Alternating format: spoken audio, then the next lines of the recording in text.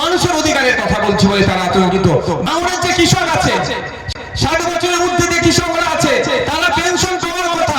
আমি যে তথ্য চেয়েছি সেই তথ্যে মাত্র 670 জনের নাম বলছে, যেখানে ভাঙড়ে প্রায় 70,000-এর উপরে কৃষক আছে, 60,000-এর ঊর্ধ্বে প্রায় 10,000-এর বেশি কৃষক আছে। সে মাত্র 500 জন ভাতা পাচ্ছে না কেন? সে দাবি করেছি যাতে সবাই ভাতা পেয়ে যায়, তার কথা বলেছি। ভাঙড়ে মৎস্যজীবীদের কথা বলেছি, ভাঙড়ে কৃষিকাজের উন্নয়নের কথা বলেছি। তখনই নওশাদ সিদ্দিকী হয়ে যাচ্ছে মুসলমান বিজেপির দালাল। যখন আমি দেবত্ব সম্পত্তি উদ্ধারের কথা বলছি, নওশাদ সিদ্দিকীরা তখন তখন মুসলমানদের দল হয়ে যাচ্ছে। এই মাত্র আমাদের যে প্রতিষ্ঠা যে উদ্যোগ ভাঙড়কে বিশ্বের দরবারে পৌঁছে দেওয়া একটাই নাম, এই অন্য কেউ নয়, আমাদের সকলের প্রিয় বিধায়ক নওশাদ সিদ্দিকী মহাশয়। তাই ভাইজানকে আমরা স্বাগত জানাবো। সকলে মিলে আমার সঙ্গে বলা যাবে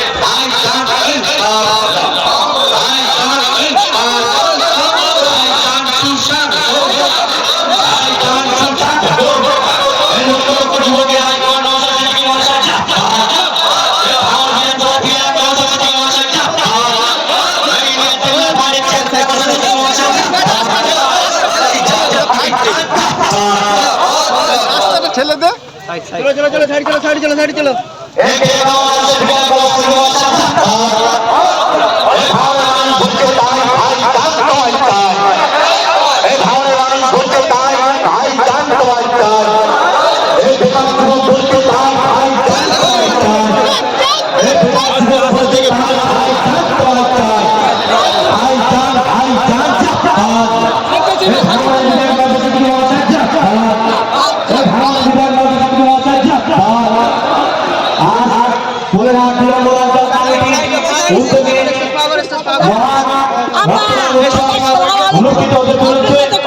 কিছু কম বেশি 250 ডলার অলরেডি ব্লাড দিয়ে ফেলেছে আজকের এই সভার প্রধান অতিথি।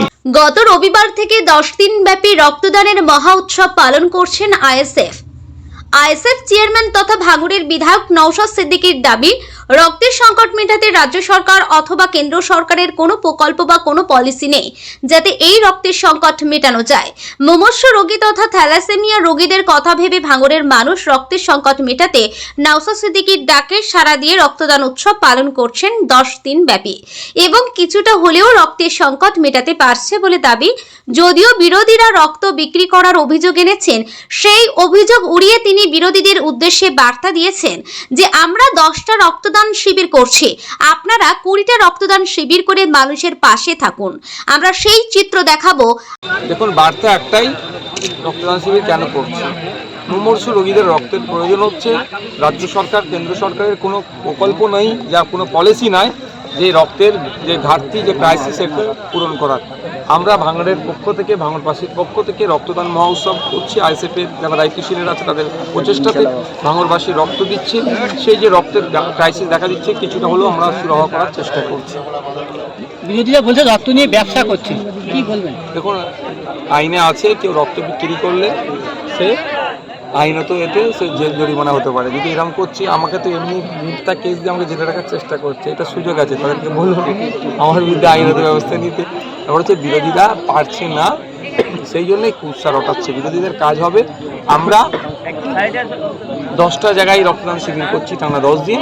বিরোধীদের কাজ অর্থাৎ শাসকের কাজ হবে যে 20টা রক্তদান শিবির করে এটা জবাব দেওয়া, সেটা তারা পারছেন না। উপরন্তু আমাদের প্রোগ্রামকে আটকানোর জন্য প্রোগ্রামের অদূরেই ওই দিনই প্রোগ্রাম করে ডিস্টার্ব করছে, ভয়ের পরিবেশ, আতঙ্কের পরিবেশ তৈরি করার চেষ্টা করছে। কোনো জায়গায় বোমাবাজি করছে, মারধর করছে, ডেকোরেটরদেরকে আসতে দিচ্ছে না, জায়গা নিয়ে ডিস্টার্ব করছে, এ ধরনের অন্যায় কাজ করে যাচ্ছে।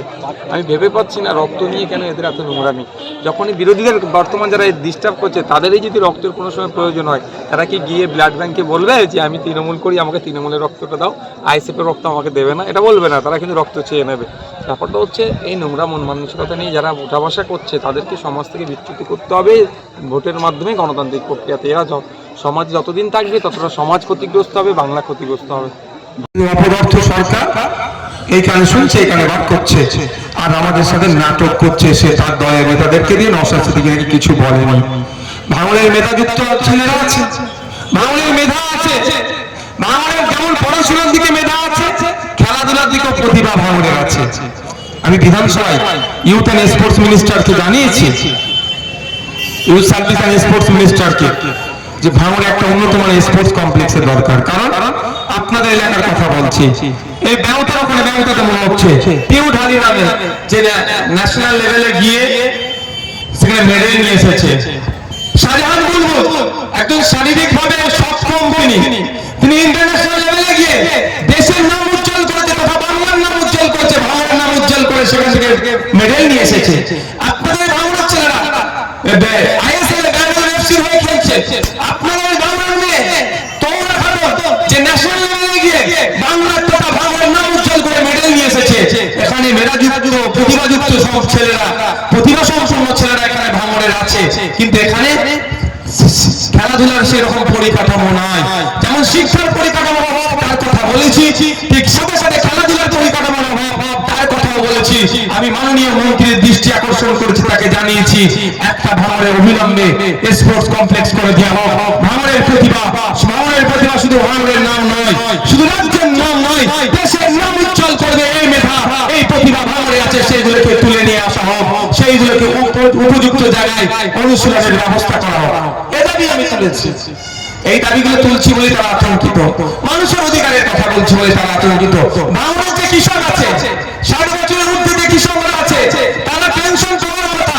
আমি যে তথ্য চেয়েছি সেই তথ্যে মাত্র 670 জনের নাম বলছে, যেখানে ভাঙড়ে প্রায় 70,000-এর উপরে কৃষক আছে, 60,000-এর ঊর্ধ্বে প্রায় 10,000-এর বেশি কৃষক আছে, সেখানে মাত্র 500 জন ভাতা পাচ্ছে না কেন? সে দাবি করেছি যাতে সবাই ভাতা পেয়ে যায়, তার কথা বলেছি। ভাঙড়ের মৎস্যজীবীদের কথা বলেছি, ভাঙড়ের কৃষিকাজের উন্নয়নের কথা বলেছি, ভাঙড়ের মা বোনেদেরকে যাতে আর্থিকভাবে স্বাবলম্বী করা যায় তার কথা বলেছি। প্রতিনিয়ত ভাঙড় সহ রাজ্যবাসীর কথা বলে যাচ্ছে, তারা এটাকে কাউন্টার করতে পারছে না, তারা এটাকে প্রতি উত্তর দিতে পারছে না, তারা বিধানসভার মধ্যে মাথা হেঁট হয়ে যাচ্ছে, যখন প্রশ্নগুলো করছে ভাঙড়ের হয় সারা রাজ্যবাসী হয়ে, তারা হলে উত্তর না দিতে পারার ফলে বাইরে এসে আমাদেরকে ডিস্টার্ব করছে, আমাদের কর্মী সমাজদেরকে বা সাধারণ মানুষের কাছে বা আমাদেরকে ডিস্টার্ব করছে। কোন জায়গায় গিয়ে বলছে, যখন আমি পার্টি উদ্ধারের কথা বলছি, যখন আনিসকে কেন হত্যা করা হলো তার জবাব চাইছি, যখন আমি বলছি বক্তব্য হত্যাকাণ্ড হত্যা কেন জবাব দাও, যখন দুর্নীতির হত্যাকাণ্ড ঘটলো জবাব দাও, তখনই নওশাদ সিদ্দিকী হয়ে যাচ্ছে মুসলমান বিজেপির দালাল। যখন আমি দেবত্ব সম্পত্তি উদ্ধারের কথা বলছি, যখন আক্রমণ হলো কেন জল জমি জঙ্গলের উদ্ধারের কথা বলছি, তাদের স্বাভাবিক যে অধিকার ফিরিয়ে দেওয়ার যখন কথা বলছি, নওশাদ সিদ্দিকীরা তখন তখন মুসলমানদের দল হয়ে যাচ্ছে। যাবো কোথায়? মানুষের যে কথা বলছি বলি আমি কখনো বিজেপির দ্বারা, আবার কখনো মুসলমানদের দল হয়ে যাচ্ছি। তাই বন্ধুগণ, আপনাদের উদ্দেশ্যে বলবো, আপনারা যদি আমাদেরকে সুযোগ দেন, আমাদের যদি সাথে থাকেন। আজকাল দেখছি না দুয়ারে কি হচ্ছে, দুয়ারে সরকার হচ্ছে তো, আপনারা অপেক্ষা করুন, একটু ধৈর্য ধরুন, আমাদের সাথ দিন, সময় আসবে দুয়ারে এমপি এমএলএ কে হাজির করে দেবো শাসকের। সময় আসবে আপনার এমপি আপনার এখানে দুয়ারে চলে আসবে, আপনার এমএলএ তো আসে আপনার দুয়ারে। বাকি শাসকের যে এমপি গুলো এমএলএ গুলো না পায়ের উপরে পা নাচিয়ে বেড়ায়, ভোটের সময় যেমন কাকা জ্যাঠা মামা চাচা খালা নানি দাদি বলে ভোট চায়, 4.5 বছর খুঁজে পাওয়া যায় না। সময় আসছে 5 বছর তাদেরকে আপনাদের কাছে হাজির করাবো, আপনারা যদি আমাদের একটু সাথ দেন। ভাবতে অবাক লাগছে, ভোটের সময় কত ভালো ভালো মিষ্টি মিষ্টি কথা বলে ভোট নিয়ে নেয়, আর একটা সইয়ের দরকার হলে, সিগনেচারের দরকার হলে খুঁজে পাওয়া যায় না। 500,000 টাকা না দিলে সিগনেচার পাওয়া যায় না। এই তো আমি আছি বা আমার অফিসে আছে, আপনারা গেলেই তো সিগনেচার হয়ে যায়। কার কাছ থেকে পয়সা লাগছে ভাই? কেউ দিয়েছে না পর্যন্ত? দেওয়ার প্রয়োজন না, কারণ এই দায়িত্ব নেব বলেই তো আমি ভোটে দাঁড়িয়েছি। মানুষের সেবা করবো, রাষ্ট্রের সেবা করবো বলেই তো ভোটে দাঁড়িয়ে দিতে এসেছি, তাহলে পরের কাছ থেকে কেন টাকা চাইবো? তো বন্ধুগণের উপস্থিত হয়েছে, কত সময় আসলে আবার বলবো কথা। সকলে ভালো থাকবেন, সুস্থ থাকবেন।